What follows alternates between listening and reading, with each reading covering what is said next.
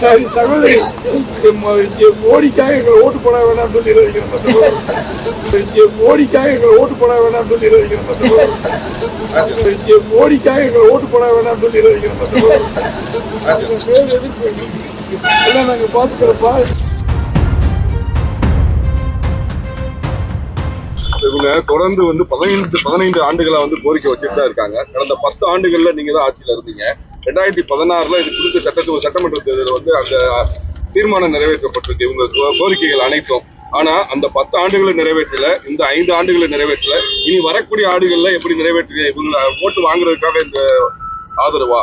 இது 525 வாக்குறுதிகள் கொடுத்திருக்கிற செய்யாத திமுக பார்த்து கேட்க வேண்டிய கேள்வி. இதுக்கு கேளுங்க. 15 நாள் பார்த்து எங்களுக்கு இப்பதானப்பா தெரியும். யாருடைய கவனத்துக்கு இவங்க இப்பதானே என்னை மாதிரி ஆட்களை கூப்பிட்டுருக்காங்க. அப்ப கூப்பிட்டு முதலமைச்சரை இவங்க சங்கத்தினர் பார்த்துருக்கணும், எங்களை மாறுகளை சொல்லியிருக்கணும். நாங்க அவங்களை தூங்க விட்டுருக்க மாட்டோம், சகோதரிகள் வேலையை பிடிச்சிருப்போம். இப்ப நம்புங்கப்பா, நாங்களாம் செய்யறதுக்கு வந்திருக்கிறோம். நீங்க பாட்டுக்கு உறுதியா செய்து கொடுக்கப்படும்.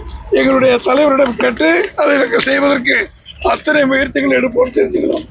வேற என்ன கேள்வி? திமுகவின் செய்து முடித்த அந்த செயல்கள் அடுத்த ஆட்சிக்கு ஒரு வழிபாடா இருக்குன்னு சொல்லி சிஎம் பேசியிருக்காரு.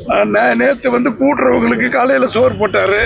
முந்தா நாள் ஒருத்தருக்கு ஒரு திறக்கிறாரு, முந்தின ஒரு பாலத்துக்கு திறக்கிறதுக்கு அடிக்கல் நாட்டுறாரு. 5 வருஷமா என்ன பண்ணிக்கிட்டு இருந்தாங்களா? இன்னும் ஒரு 1.5 மாசம் தான் இருக்கு. இப்ப இதுவரைக்கும் என்ன பண்ணாங்களா? அவன் மார்க் பரீட்சையில் எழுதுற பிள்ளைகளுக்கு பேராசிரியர் மார்க் போட்டு தேர்வு செய்வாங்க. 4.25 வருஷத்தில் உங்கள் கனவு திட்டம் என்னன்னு கேட்கிறார் திரு ஸ்டாலின் அவர்கள். திமுக ஆட்சி வீட்டுக்கு போக வேண்டும் என்பதுதான் எங்கள் கனவுன்னு நம்ம பேராசிரியர்கள் சொல்றாங்க. அழுத பிள்ளை தானே பால் குடிக்கும். இவங்களை விடுங்க, எத்தனை போராட்டம் நேற்று முந்தின நாள் கேட்டீங்கல்ல, அத்தனை அங்கன்வாடி ஆசிரியர்கள், சத்துணவு ஊழியர்கள் அவ்வளவு பேர் போராடிக்கிட்டு இருக்காங்க. புதுசா அவங்களுக்கு வேண்டிய கம்பெனியை மட்டும் வச்சு ஜாக்டோ ஜியோன்னு சொல்லி ஒரு ஆர்ப்பாட்ட ஒரு பாராட்டு விழா நடத்தி தனக்கு தானே பாராட்டு விழா, என் மகன் எனக்கு பாராட்டு சொல்ற மாதிரி ஏமாத்திக்கிட்டு இருக்காங்க. மக்கள் அதுல நம்பிக்கை இல்லாம தான் போராடிக்கிட்டு இருக்காங்க. சகோதரிகள் இவ்வளவு பேர் போராட்டம் நடத்திக்கிட்டு இருக்காங்க. இந்த நிலையில இன்னைக்கு திமுக மத்திய அரசோட பட்ஜெட் சரியில்லைன்னு சொல்லி அவங்க ஆர்ப்பாட்டம் பண்றாங்க. கேளுக்கு முடிச்சிட்டீங்களா இருக்கா?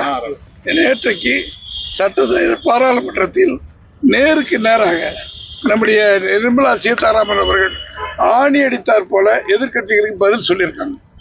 காங்கிரஸ் ஆட்சியில் செய்த தவறுகள், அவங்க எந்தெந்த காலத்தில் என்னென்ன தப்பு பண்ணாங்க, இப்ப எப்படி நிறைவேற்றப்பட்டிருக்கிறது, அத்தனை பிஜேபி ஆட்சி செய்திருக்கிறோம். காங்கிரஸ் மோசமான ஆட்சி என்பதை கிழித்து கீரை நிட்டு வெளியே வந்துட்டாங்க. நாங்கள பொறுப்பு பதிலை படிச்சு பார்க்க சொல்லுங்க. இப்ப திமுக ஆட்சியை தவிர மற்ற எந்த யாரு ஆட்சி அமைச்சாலும் அது டெல்லி ஆட்சி தான் அப்படின்னு சொல்லி முதல்வர் ஸ்டாலின் இருந்துட்டு போட்டா. இப்ப இங்க ஒரு ரயில்வே ஸ்டேஷன் வேணும், இங்க இன்னொரு 10 ரயில் வேணும்னாக்க டெல்லியில தான் நமக்கு ஆத்தாவிட்ட போய் கேட்க முடியாது. அதெல்லாம் மத்திய அரசாங்கம் மாநில அரசாங்கம் தான் கேட்க முடியும். தமிழிசை சவுந்தரராஜன் விஜய்க்கு அழைப்பு கொடுத்திருக்காங்க என்டிஏ கூட்டத்துக்கு. அவங்களுக்கு மட்டும் இல்ல, திமுக எதிராக யார் யார் இருக்காங்களோ அத்தனை பேரும் கூப்பிடுறாங்க. தவறு இல்லை தம்பி.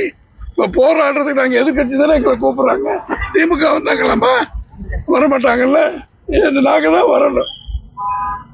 தொடர்ந்து இன்றைக்கு தொடர்ந்து இந்த 9 நாட்களாகவே பல்வேறு சங்கங்கள் 9ஆம் தேதியில இருந்து இல்ல, அது இல்லாம சத்துணவு ஊழியர்கள் இன்னொரு 11வது நாளா ஆர்ப்பாட்டம் பண்ணி 11வது நாள் இன்னைக்கு போராட்டம் பண்ணிட்டு இருக்காங்க. ஆனா இன்று ஒரு நாள் மட்டுமே தமிழ்நாடு முழுவதுமே பல்வேறு சங்கங்கள் தமிழகத்தை ஸ்தம்பிக்க வச்சுக்கிட்டு இருக்காங்க. அனைத்து இடத்துலயுமே போராட்டம் தமிழகம் முழுவதுமே தமிழ்நாட்டை ஸ்தம்பிக்க வச்சுக்கிட்டு இருக்காங்க. இதோடைய நிலைப்பாடு எப்படி இருக்கு? திமுக ஆட்சி ஒரு அன்பிட் ஆட்சி, எதையும் செய்ய லாய்க்கில்லாத ஆட்சிக்கிறது உங்களுடைய கேள்வியிலிருந்து வருகிறது. நீங்களே சாட்சி, அதை அப்படியே போடுங்க.